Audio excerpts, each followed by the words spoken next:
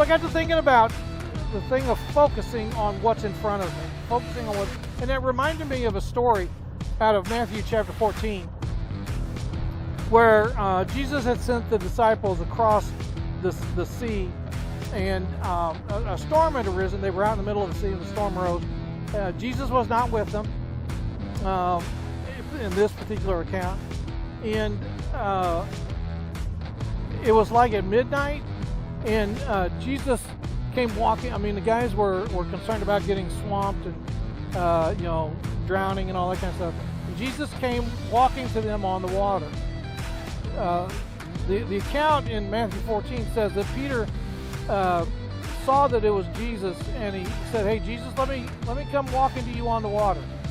So the first miracle there is Jesus walking on the water. The second miracle is Peter walking on the water to go to Jesus. Now, the incident tells us that as long as Peter kept his eyes on Jesus, he was doing just fine. He was walking on the water, doing just fine. But then midway through, he took his eyes off Jesus and he began to sink. And when he began to sink, he said, "Lord," he screamed out, "Lord, help me."